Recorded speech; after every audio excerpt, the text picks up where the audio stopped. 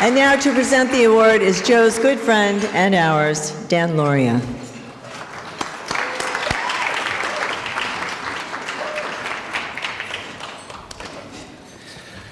Joe, let's get our priorities straight. The Bears and the Giants lost today. This football season for Joe and I is like rooting for a punch in the mouth every Sunday. What can I say about Joe? I mean, you saw the tape. What you might not have seen is that Joe actually started in musical theater. He's got a great singing voice. He was Judas in Jesus Christ Superstar, where he met his lovely wife, Arlene, and they've been together for over 40 years. That alone means she should get an award. And they have two beautiful daughters. Another thing you may not know, it's not on all the Wikipedia things, is Joe is one of the leading voiceover people in our business. He's Fat Tony on The Simpsons. And there are authors like Elmore Leonard who will only allow Joe to read their books on audio tape. He's also done some of the greatest books we know, like the Godfather series. That alone, I would be honored to be here. But that's not why I'm here. We all know about Joe's commitment to veterans, and as a Marine, nobody is more grateful than I am for what Joe Mantegna has done for us veterans. Joe, every year.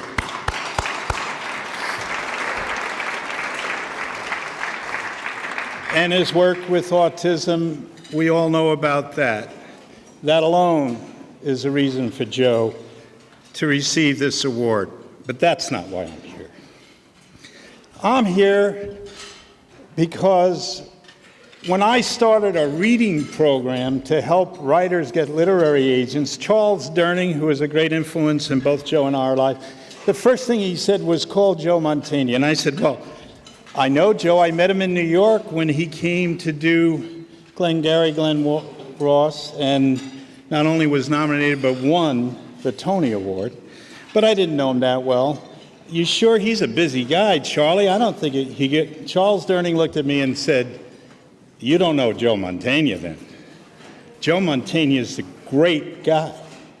So I called him and I said, Joe, Charles Durning and I are starting this reading program. And he said, what can I do?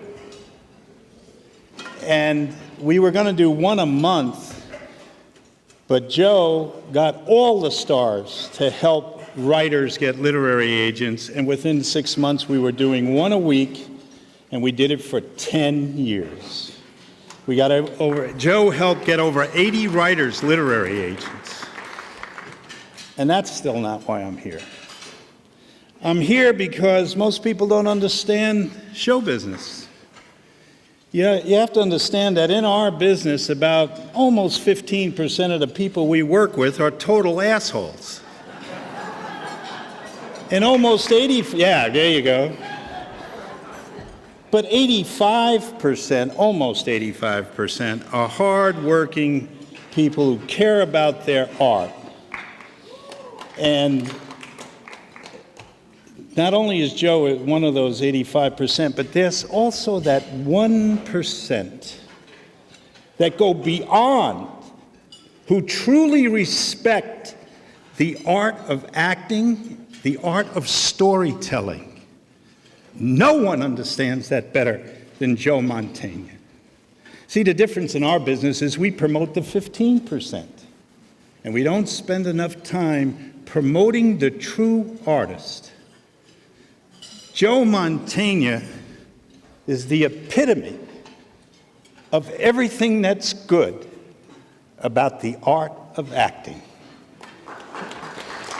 Ladies and gentlemen, Joe Mantegna.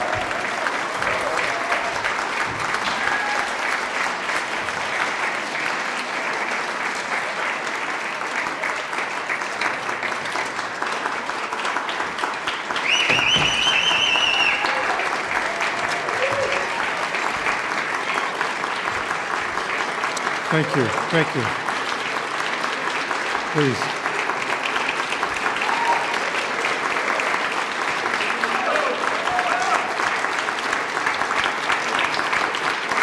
Thank you, thank you. The best thing about that speech is now I never have to do another event again as long as I live, because I can just rerun that speech and that's it. Thank you, Dan. Thank you, all of you, for being here tonight. When they approached me about doing this event, I thought to myself, well, what do I say? What do I talk about? I'm honored to be here, especially to be honored by the LA Press Club. And two words came to my mind. One was odds, and one was milestones.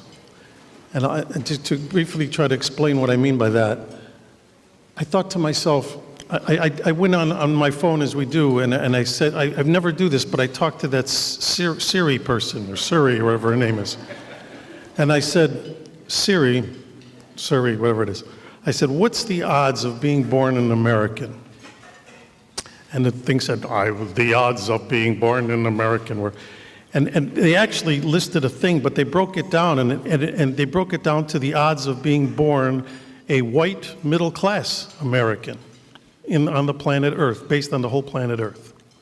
And I thought, well, okay, I fit most of that. And it was 0.32% of 1%, 0.32 of 1%. And I've been fortunate enough that it probably has put me into somewhere above the middle class standing, so I'm probably well into that percentage. So I thought to myself, that means I'm probably, let's say, 1/10 of 1% the odds of me being born an American. And in today's times and what's going on in the world, I thought to myself, how lucky am I that the odds are that I am in that 1/10 of 1% to live the life I've lived and to have gotten to where I've gotten in this world. And then I started to thinking about milestones, that other word.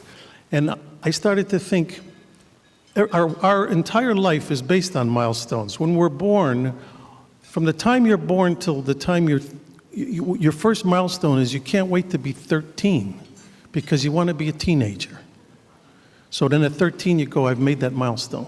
Then the next thing is you want to be like 18 so you could drive, or depending where you live, you drink, whatever it may be. That milestone gets reached. And 21, then 21 was the one where you used to be where you could vote or this, that. But 21 was a big, now you're an adult, you're a man. There's this big gap between 21 and 65. There's not a lot of milestones between 21 and 65. But when you get to 65, they consider that a milestone, especially at least at this country, and they say, well, congratulations, thank you for your service. Here's your health care, here's your check. You know, there's Florida, see you later. Well, I've hit all of those milestones. And it made me think, is that what it's all about? Is that what creation is all about? That's why we're here on this planet, to kind of get to all these milestones. But it seems to me it has to be more than that. And again, I've said, I've been very blessed to have lived the life I've lived. I'm sure I have a story just like everybody else. Everybody does. Nobody gets a free ride in this world. But I would never trade my life for anybody else's because I've been so blessed. But there's so many others that haven't been. And so for me to use the position that I have, whatever my day job has afforded me in terms of a position in this world, if it brings attention to people in need, whether it be people in the autism community, whether it's people involved with the military, whether the myriad of other kinds of causes, why wouldn't I lend my name or my time or my effort to help them? Because I'm not doing the dirty work. It's those individuals who are out there every day with these organizations who do the dirty work. I'm just a face. And if my face helps bring attention to these organizations, why wouldn't I do it? So while I thank you